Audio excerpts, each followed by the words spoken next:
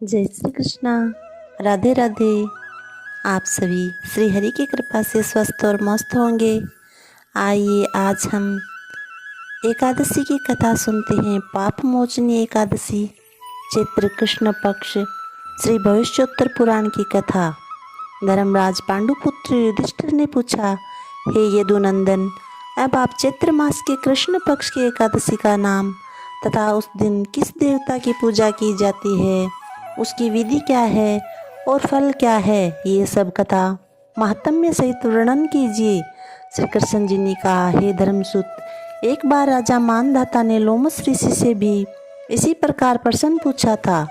तब महर्षि लोमस ने कहा, हे राजन, चैत्र मास के कृष्ण पक्ष की एकादशी का नाम पाप मोचनी है। इसका व्रत करने वाले के समस्त पाप नष्ट हो जाते हैं। आपको इस विषय पर एक पौराणिक कथा सुनाता हूँ। प्राचीन काल में जहाँ सदा वसंत रहता था, ऐसा कुबेर का चित्ररथ नामक एक सुंदर सुहावना वन था। उस वन में गंधर्व कन्याएं सदैव विहार किया करती थी और उसी वन में इंद्र भी अन्य देवताओं के साथ मिलकर क्रीड़ा किया करता था। हे राजन, उसी चित्ररथ वन में एक परम शिव भक्त मेधावी नाम के मुनि तपस्या किया करते थे। एक बार एक मंजू घोषा नाम की सुंदर अप्सरा मुनि को मोहित करने के लिए सितार बजाकर मधुर स्वर से गाना गाने लगी। उस समय शिव शत्रु कामदेव अनंग भी शिव भक्त मेधावी मुनि पर विजय प्राप्त करने के लिए प्रयत्न करते रहे।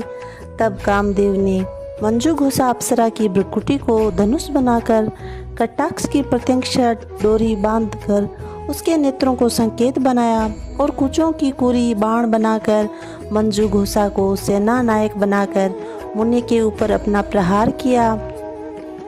उस समय वह मेधावी मुनि भी हष्ट-पुष्ट तथा आयु वाले थे, दूसरे कामदेव के समान प्रतीत होते थे। कामदेव के वश में होने वाली मंजू घोषा अप्सरा ने धीरे धीरे मधुर वाणी से वीणा पर गाना प्रारंभ कर दिया। वह मुनि भी उस अप्सरा के सौंदर्य और गाने पर मुग्ध हो गए। मंजू घोषा ने मुनि को कामदेव से पीड़ित और अपने ऊपर आसक्त जानकर, जिस प्रकार वायु के प्रभाव से लता वृक्ष से आलिंगन करती है, उसी प्रकार वह अप्सरा उस मेधावी मुनि से आलिंगन करने लगी। वह मेधावी मुनि भी कामदेव के प्रभाव से वशीभूत होकर उस अप्सरा मंजू घोषा के साथ बहुत काल तक रमण करते रहे। एक दिन मंजू घोषा अप्सरा ने मेधावी मुनि से कहा कि हे मुनि, अब मुझे बहुत काल रहते व्यतीत हो गया है, अतः मुझे स्वर्ग जाने की आज्ञा दीजिए।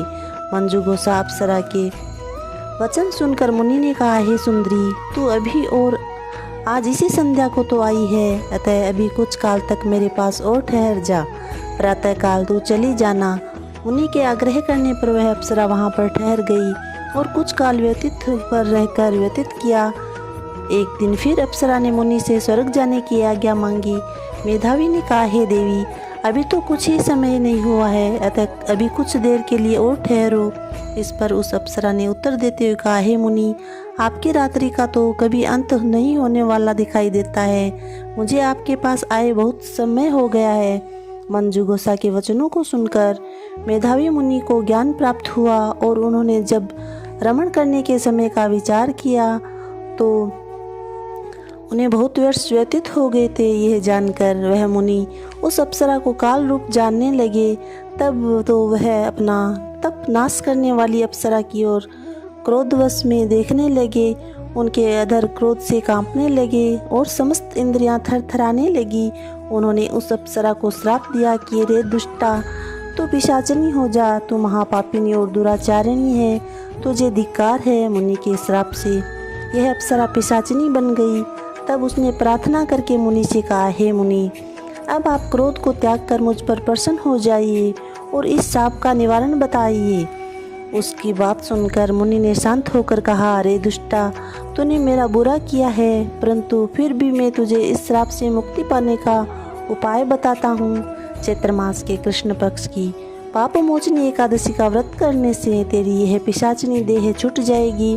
तब मुनि ने उसे व्रत की विधि आदि सब बता दी। अपने पापों का प्रायश्चित करने के लिए वे मेधावी मुनि अपने परम पूज्य पिता श्री च्यवन ऋषि के पास आए। च्यवन ऋषि अपने पुत्र मेधावी को देखकर बोले, रे पुत्र, ये तूने क्या किया जो तेरे ये समस्त तप का अंत हो गया है। तब मेधावी ने कहा, हे पिता, मैंने बहुत बड़ा पाप किया है, अतः कृपा करके आप मेरे इन पापों को नष्ट करने का उपाय बतलाइए। च्यवन ऋषि ने कहा, हे पुत्र, तुम चैत्र मास के कृष्ण पक्ष की पाप मोचनी एकादशी का व्रत करो। इसके करने से तुम्हारे समस्त पाप नष्ट हो जाएंगे।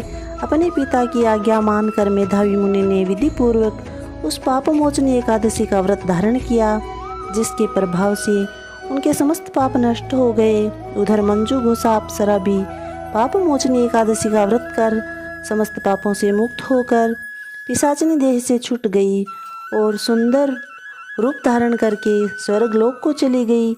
लोमस ऋषि ने कहा, हे मानदाता, इस पाप मोचनी एकादशी के प्रभाव से मनुष्य के समस्त पाप नष्ट हो जाते हैं।